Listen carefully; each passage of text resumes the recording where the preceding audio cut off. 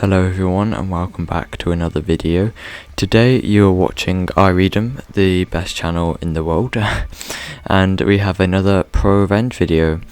Before we start those, please make sure you click the like button because it really helps the channel out. Comment down below literally anything and I'll reply because basically no one comments. Subscribe for more videos and please click the bell icon so you get notified when I upload, and also check out the links in the description too. Anyway, let's get on with today's video. Funeral insurance company gets a visit from a client. Hi all, I'm not sure if this belongs here, but if it doesn't, please let me know.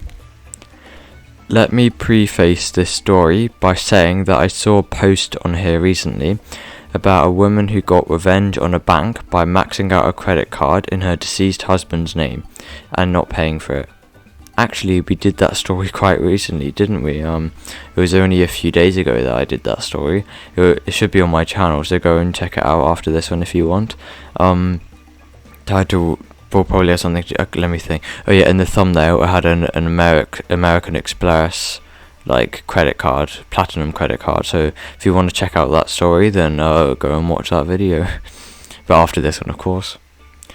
This reminded me of an incident that occurred around this time last year that, while not on the same monetary scale, delivered shock value far greater than money and became a nationwide story. All names have been changed. So this takes place in South Africa, and there is an insurance and investment company that we will call Green Grubber that is notorious for not paying out on funeral policies.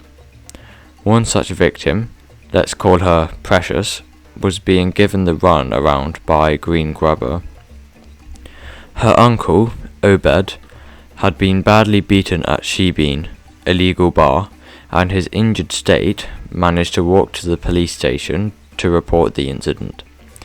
At the police station, he had a seizure and they thought he was a mental patient and they did nothing. Later on in that day, a farmer had pity on Obed and took him to the local government hospital.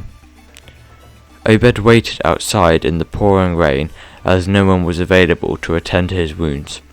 Finally, he was admitted into the casualty ward, whereby he succumbed to his injuries. Obed had a funeral policy with Green Grubber for R30,000 or $1,852.32, paid for by his niece.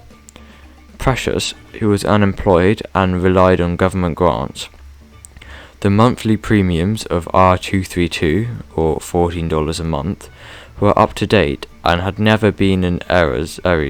However, when it came time for her to claim on the policy, she was given no end of uphill.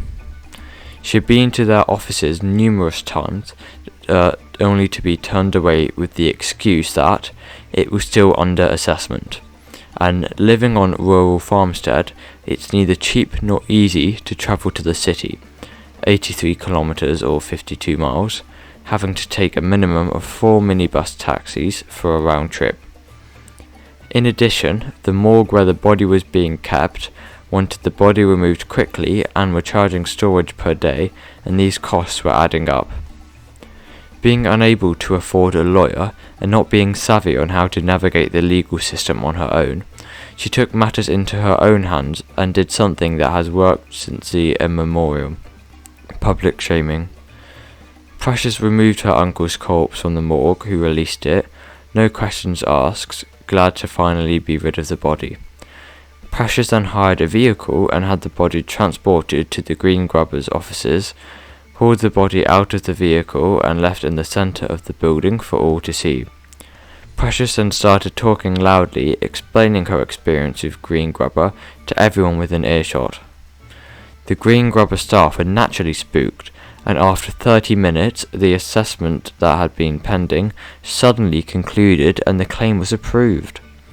Precious left the body at the Green Grubber offices and went to the bank to ensure the funds had been deposited before returning and collecting the body. In addition, Green Grubber was made to pay for Zulu traditional rituals required to remove the deceased spirit from the premises and apologise for extreme treatment before being led to arrest. Respect towards elders and ancestors are a cornerstone in Zulu culture, and rituals usually require slaughter of cattle and other animals, which can end up being very expensive. Video. Sorry about the quality, as it was recorded on a potato. Further reaction.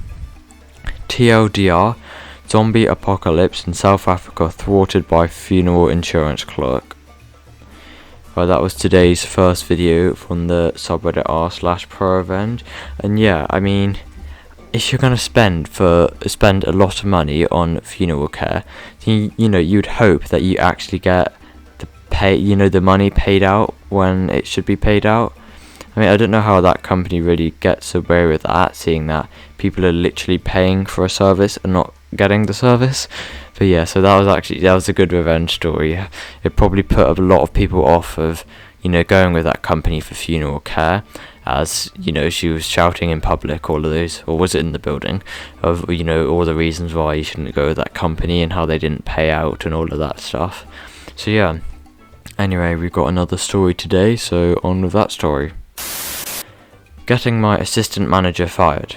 Hello everyone. This is not one of my favourite things I've ever done, and I'm ready to finally tell the story.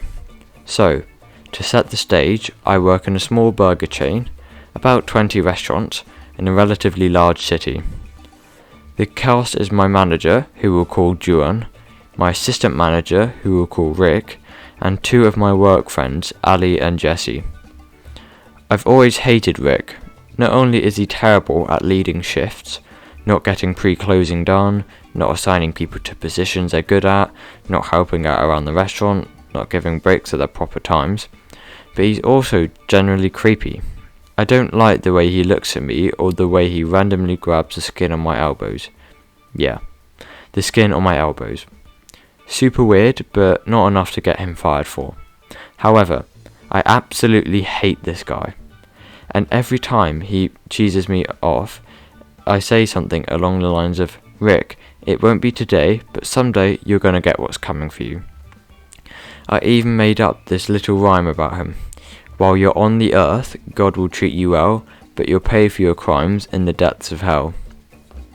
And I wasn't alone in hating this guy. Not a single person in this restaurant had anything good to say about Rick. Not me, not my co-workers, not even my boss liked him. One typical day, I'm getting ready to go outside to work on the second lane. I'm putting on my orange safety vest in the manager office and Rick is typing on the computer. I say in passing, how do I get this on? Rick turns around, looks at me and says, what, did you gain weight? I stare at him. What did he just say to me? This is perfect. It's finally my chance to get rid of him for once and for all. He hadn't crossed the line yet, but I was certain that this, combined with being a crappy assistant manager, would be the way I got him fired. Everything just clicked. I went to the front and was preparing stuff, and made conversation with Ali. Ali's a bit of a bigger girl, and when I told her what happened, she said, oh yeah, the same thing happened to me. I was putting a vest on, and said, I can't figure this vest out. And then Rick said, maybe you should lose some weight. Ali was 17 at the time, by the way. If I wasn't certain before, I was certain now. For the sake of Ali, and for the sake of Jessie, and for the sake of all the other girls who worked at the restaurant, including my sister, I was going to get rid of this guy. Revenge time. I texted my manager, Juan, that night, letting him know I wanted to make a formal complaint to corporate. He was confused and asked me to talk to him the next day. I came in and told him what happened. As I was telling him so and tearing up, Rick walked in. Just then, Juan asked me what I wanted him to do. I said, I think you know what I want. Juan tilted his head at me. Aren't Rick to work at a different restaurant? It was uncommon for us to stand up to the bosses like that, especially after seeing so many people get fired for doing similar things. I stormed out, tears in my eyes, but proud of myself for saying what I meant.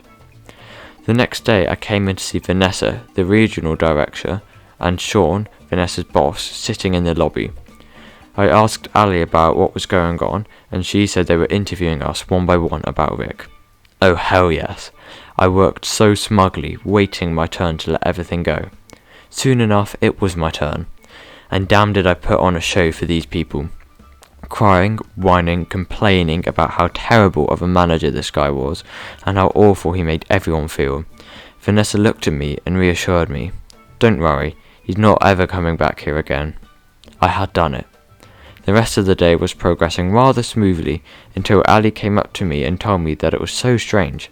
Vanessa and Sean barely had any questions for her. Apparently Jessie, one of our other friends, had some real dirt on Rick that she'd been scared to say because she didn't want to lose her job. I talked to Jessie about it, and apparently she overheard Rick making remarks about the bodies of our customers.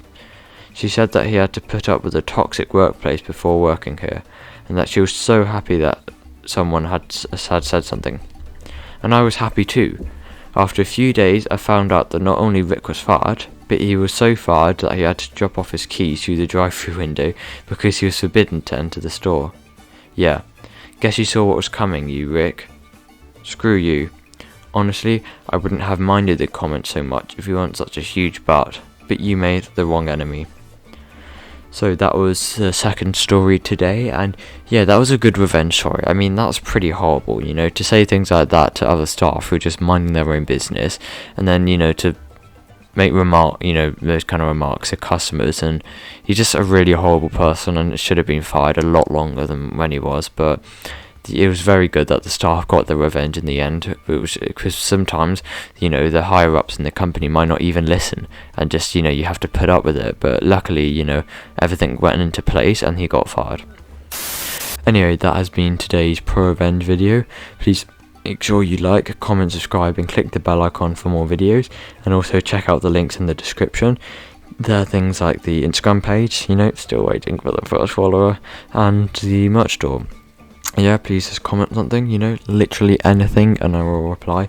Literally not any comment, but please just comment something, and I will probably reply to it. And is there anything else to say? I don't think there is, but if you are bored and you need something to do, then why don't you check out my other videos? I've got so many videos on this channel, like you would not believe. I've got 160 videos now. I think this is the 161st video I've made. So yeah, I've got, a fair amount of videos, and I put a lot of effort into them over, the past few months. So please check them out. If anyone else is ever bored, just send them the link to my channel. Yep. Anyway, thanks everyone for watching, and goodbye.